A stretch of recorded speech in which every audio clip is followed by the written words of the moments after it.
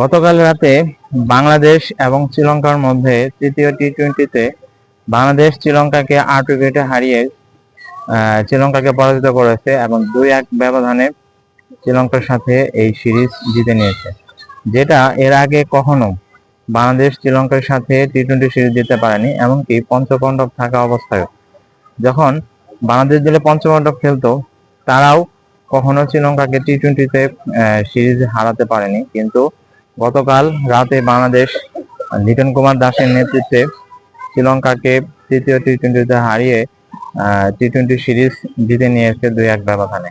এবং আজকে সকালে বাংলাদেশ ক্রিকেট দল দেশে চলে এসেছে, যে কারণ আগামী ২০ তারিখ থেকে ঘরের মাঠে মিরপুর শেরেবাংলা স্টেডিয়ামে পাকিস্তানের সাথে ৩ ম্যাচের টি-টোয়েন্টি সিরিজ খেলবে।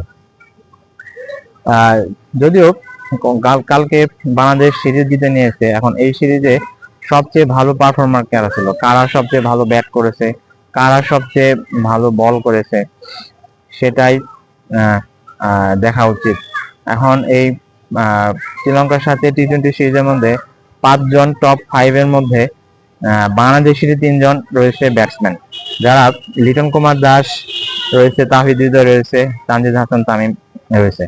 শুধু টপ 5 এর মধ্যে শ্রীলঙ্কার ওপেনার প্রথম নিশাঙ্কা ১২০ রান করেছে, দ্বিতীয় লিটন কুমার দাস তিনি ১১৪ রান করেছে, আর তৃতীয় তানজিদ হাসান তামিম ৯৪ রান করেছে, চতুর্থ একজন শ্রীলঙ্কার প্লেয়ার এবং পঞ্চম হচ্ছে আরেকজন প্লেয়ার, সেটা হচ্ছে তাহিদ হৃদয়, তিনি প্রায় ৭০+ মতো রান করেছে। এখন লিটন কুমার দাস প্রথম টি-টোয়েন্টিতে ৬, দ্বিতীয় টি-টোয়েন্টিতে ৭৬ এবং তৃতীয় টি-টোয়েন্টিতে ৩২ রান করে তিনি প্লেয়ার অফ দ্য সিরিজ হয়েছে এবং তার নেতৃত্বেই প্রথম বাংলাদেশ শ্রীলঙ্কার সাথে টি-টোয়েন্টি সিরিজ জিতে নিয়েছে।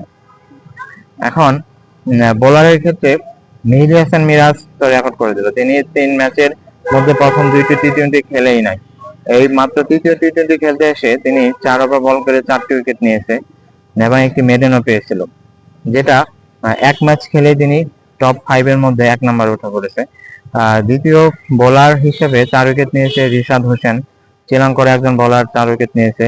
এবং কিন্তু এই দেখা যাচ্ছে এই শ্রীলঙ্কার সাথে টি-টোয়েন্টি সিরিজের মধ্যে বাংলাদেশের ব্যাটসম্যান এবং বোলার তারা খুব ভালো করেছে এবং বাংলাদেশকে টি-টোয়েন্টি সিরিজ জেতাতে অনেক বেশি সাহায্য করেছে।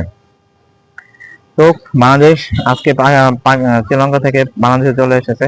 এই আগামী ২০ তারিখে মিরপুরে পাকিস্তানের সাথে ৩ ম্যাচ টি-টোয়েন্টি সিরিজ খেলা হবে এবং সেখানেই দেখার বিষয় যে বাংলাদেশ পাকিস্তানের সাথে কিরকম খেলতে পারে, পাকিস্তানকে হারিয়ে কি সিরিজ জিততে পারবে। কারণ কিছুদিন আগে পাকিস্তান সফরে যে বাংলাদেশ ৩-০ ব্যবধানে টি-টোয়েন্টি সিরিজ হেরে এসেছে। আমার মনে হয় সেই বদলা এখন নেওয়া উচিত এবং ঘরের মাঠে পাকিস্তানকে হারিয়ে বাংলাদেশ আগামী ২০২৬ টি-টোয়েন্টি বিশ্বকাপের জন্য ভালো একটা প্রস্তুতি নেওয়া শুরু করবে, যেটা শ্রীলঙ্কাকে হারিয়ে সেটা শুরু হয়ে গেছে। তা আপনারা কি মনে করেন, এই পাকিস্তানের সাথে বাংলাদেশ টি-টোয়েন্টি সিরিজ খেলে কি পাকিস্তানকে হারাতে পারবে? সেটা আপনারা এই ভিডিওর কমেন্ট বক্সে লিখে জানাতে পারেন। ধন্যবাদ সবাইকে, ভালো থাকবেন।